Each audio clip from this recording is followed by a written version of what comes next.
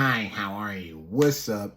It's your boy ANG, aka Fallen Angel, aka Greg Blackson, aka Dom Rogan with the Greg Blackson Report. Everybody been just asking me over and over, what do I think about the changes to the upcoming Abu Dhabi card? Here I am. Ask and thou shalt come. Of course, I'm going to say it like it is. I ain't on that fanboy hype like many people. So let's go right into it. Khamzat Chimaev, Kamaru Usman. Everybody is saying it's a better fight than the Paulo Costa fight. No, it is not. No, it's not. I'm going to tell you why. Usman's coming off 2 losses. He has no momentum, both to Leon Edwards. A smaller, more passive, less aggressive, less threatening fighter. More technical in the stand-up. Nowhere near as overall encompassing in mixed martial arts skills as Khamzat. Number 1. Number 2, people feel like it's going to be this big, intriguing wrestling match, right? And say, oh, what if he can't get Usman down and such and blah, blah, blah. Usman's takedown percentage, like takedown defense is what, 90% or something? Okay, fine. But how does Dom Rogan look at this? What wrestlers has he fought? Who has really legitimately tried to take Usman down? I feel the same way about it that I feel like with Khabib. What wrestlers did he fight? And people can say Gaethje. Gaethje shot one shot his whole goddamn career, and that was versus Fiziev and took him down. No, that don't count. Who has Usman fought that's a wrestler to see how well that takedown defense, what does it really mean? He fought Kobe. That's it. And that was pretty much a stand-up battle. And then after that, the second fight, I say he got 2 takedowns. I remember DC and Usman were debating whether those were takedowns or not. They didn't count. To me, they did. To DC, they did. And then Leon Edwards took him down and mounted him. And he didn't even know the basic mount escapes. Why would that intrigue me with Khamzat? Khamzat's taller. He's longer. He has more knockout power. He wrestles his ass off. So now we're going to see if he really does have takedown defense. Khamzat's faster, and he's had notice. If Usman had time to bulk up to middleweight and time to get ready for this fight, I would be a little more intrigued. I still would not even then be as intrigued as the Paulo Costa fight. Someone big, as big or bigger. Someone where if he doesn't get them down, I think has the edge in the striking. So I like that fight more. And it was a grudge match. That's how I feel about it.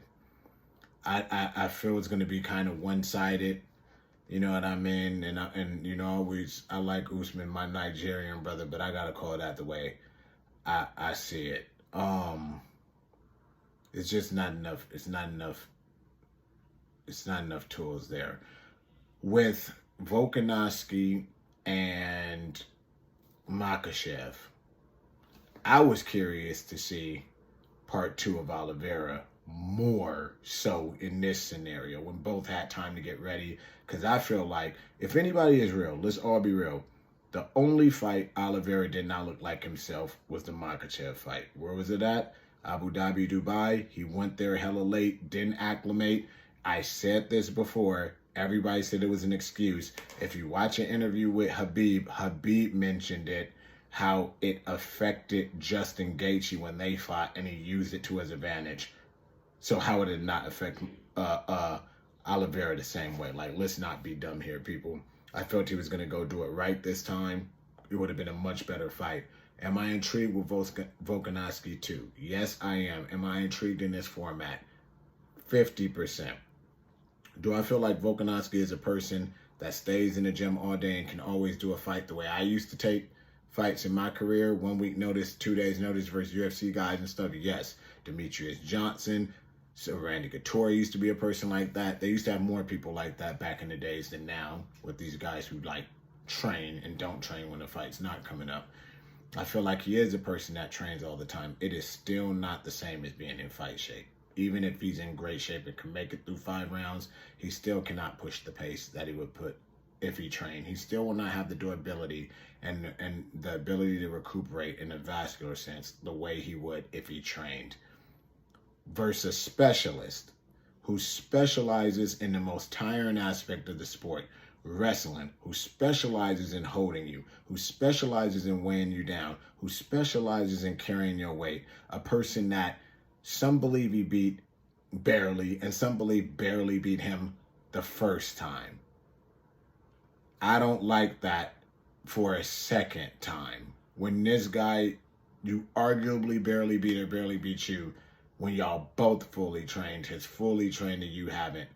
Everybody's saying, oh, he's the man, blah, blah, blah. Let me tell you, I'm about money. I ain't about being a man to nobody else. Half the people that calling you the man and stuff, especially in America, it's fair weather fans. Who gives a goddamn? If it ain't like Japan where they stick with you for life, win or lose, or Thailand, they're fair weather. Why would you take the fight now when you know they were going to give it to you in the future, where you have time to train for the guy and have a better chance of beating him? Now you take this scenario. If you win, yay, but you didn't late notice. If you lose, you are never getting a shot at this man ever again. And you can't make history by being a double champ until this man is out of there. And then you have to earn that again. I think from a man standpoint, cool. From a business standpoint, foolish, and only have 50% intrigue because it's Vogue. That's why I have 50. If it was anybody else fighting them late notice, I would have none. But that's how I see it. That is how I see it. Somebody wanted me to talk about USADA.